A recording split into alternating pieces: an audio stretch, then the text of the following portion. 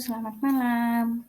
Saya Nur Azizah NIM 221135335 dari kelas PGSDB akan menyampaikan hasil ruang kolaborasi mengenai pengukuran pemahaman belajar peserta didik atau biasa dikenal dengan asesmen. Nah, di sini kita ada kasus mengenai Diana. Diana itu adalah seorang anak yang duduk di kelas 4 SD dan berusia 10 tahun. Nah, wali kelas 3-nya itu mengeluhkan tentang dinamika bersekolahnya si Diana ini. Nah, beliau itu berkata bahwa nilainya Diana itu jauh tertinggal dari teman-temannya. Di masa PJJ pun si Diana ini itu jarang mengerjakan pekerjaan rumahnya, seperti itu. Kemudian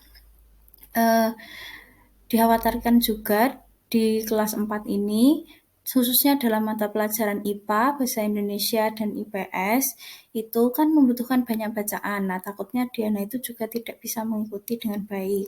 Kemudian, Diana itu sering tidak menyelesaikan tugas-tugasnya, dan ulangannya pun nilainya kurang baik. Kemudian, saat dia mendapatkan materi tugas dan ulangan, dia itu kurang bisa mengerjakan seperti tadi, tapi saat diulangi secara lisan dan individual, Diana itu bisa menjawab pertanyaan tersebut. Nah, di sini kita memasuki pertanyaan yang pertama, yaitu kira-kira bagaimanakah cara melakukan asesmen terhadap keadaan Diana? Nah, kita pahami dulu asesmen itu apa. Nah, asesmen itu proses mengumpulkan data untuk menelaah kebutuhan, keunggulan, kemampuan, atau stabilitas dalam pencapaian perkembangan dan belajar anak didik atau peserta didik dalam kegiatannya di sekolah, seperti itu.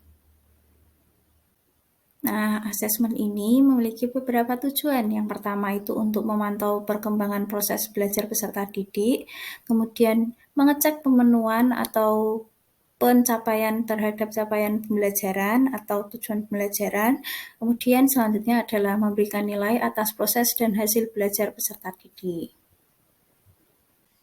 Nah, asesmen ini dapat ditentukan dengan cara-cara berikut, termasuk dalam kasus Diana pun menggunakan cara-cara berikut ini.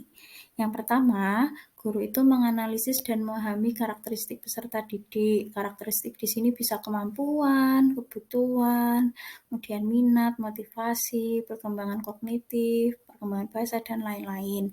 Nah, kemudian guru pun membuat profiling peserta didik dari data yang telah didapatkan tadi. Nah, kalau guru sudah membuat profiling dan memahami karakteristik peserta didik, guru baru menentukan jenis asesmen yang akan digunakan dan tentunya disesuaikan dari hasil analisis dan pemahamannya tadi. Di sini kita melihat dulu atau menganalisis dulu karakteristik Diana. Nah, bisa dilihat dari kasus tadi, Diana itu nilainya kurang bagus dan tertinggal dari teman-temannya. Dia juga sering tidak menyelesaikan atau tidak mengerjakan tugas, kurang baik dalam menghadapi soal yang banyak bacaan seperti IPA, Bahasa, dan IPS tadi, dan dapat menjawab pertanyaan secara lisan dan individual. Nah, jadi dapat disimpulkan kalau karakteristik Diana ini memiliki kesulitan dalam memahami bacaan dan lebih sesuai saat penugasan atau ujian menggunakan lisan dan individual. Nah, berikut ini tindakan yang seharusnya juga dilakukan oleh guru untuk menentukan asesmen selain yang ada di depan tadi, khususnya dalam kasus Diana ini. Nah, di sini guru itu seharusnya memperdalam karakteristik Diana lagi. Nah, di kasus tadi kan belum ada penyebabnya ya, Diana itu kesulitan dalam menangani bacaan itu karena apa? Apakah dia emang belum bisa membaca dengan lancar, ataukah dia mungkin gaya belajarnya bukan visual, ataukah karena dia kurang minat atau kurang motivasi dalam membaca bacaan atau bisa dikatakan malas untuk membaca, seperti itu. Nah, dengan menganalisis penyebab itu tadi, guru itu akan memberikan penanganan khusus dan nantinya juga diikuti dengan asesmen yang khusus pula. Kemudian pertanyaan yang kedua. Nah, di sini ditanyakan jenis asesmen apakah yang akan Anda berikan kepada siswa Anda tersebut atau kepada Diana. Jelaskan pertimbangan Anda. Nah, jenis-jenis asesmen itu sebenarnya ada beberapa.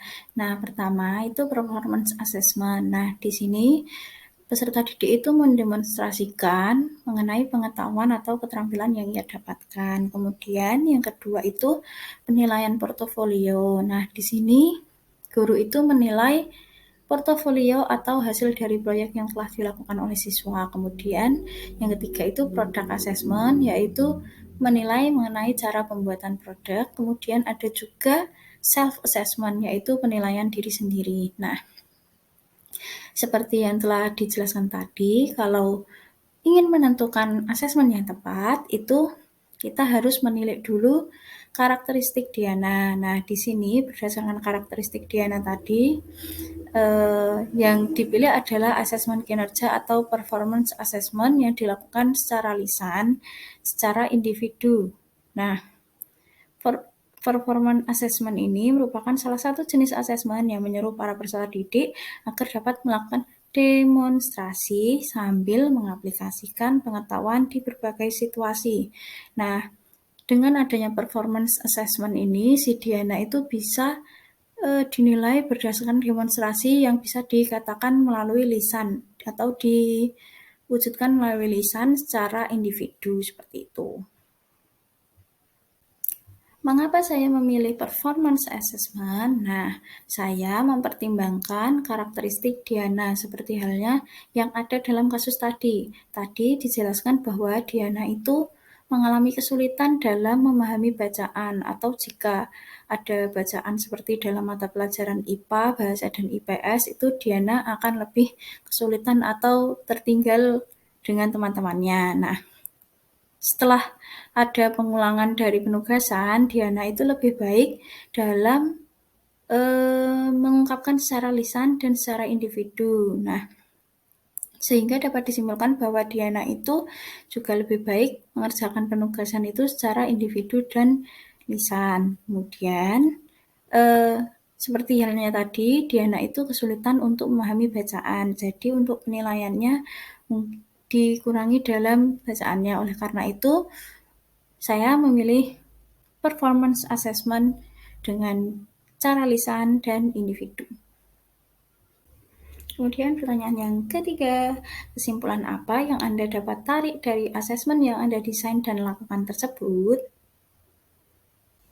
Dari mendesain asesmen tadi, dapat disimpulkan bahwa asesmen pembelajaran itu seharusnya menyesuaikan dengan karakteristik dan kemampuan peserta didik.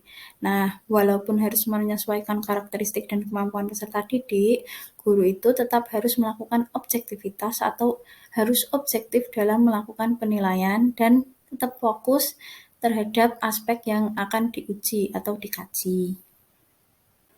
Nah, jenis asesmen itu juga diikuti dengan instrumen asesmen atau instrumen penilaian.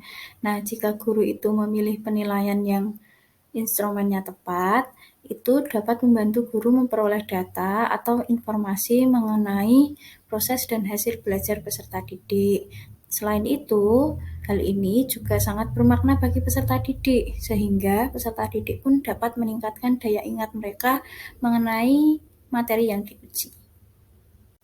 Nah, selain tadi ada juga yang namanya teknik assessment dalam jenis asesmen yang dipilih. Nah, seharusnya guru itu dapat memberi kesempatan kepada peserta didik menentukan ketercapaiannya atau kegunaan dalam asesmennya, yaitu untuk mengukur ketercapaian tujuan pembelajaran dan kompetensi. Nah, setelah mengukur tersebut, peserta didik itu seharusnya juga mendapatkan tindak lanjut untuk memperbaiki kinerjanya dan dapat mengevaluasi dirinya atau merefleksikan kelebihan dan kekurangan peserta didik itu sendiri agar pembelajarannya itu lebih bermakna dan ia juga bisa memperbaiki diri untuk mengikuti pembelajaran selanjutnya. Nah, itu tadi uraian dari saya. Dari kesimpulan-kesimpulan tadi dapat diketahui bahwa asesmen itu seharusnya disesuaikan dengan kebutuhan dan kemampuan peserta didik.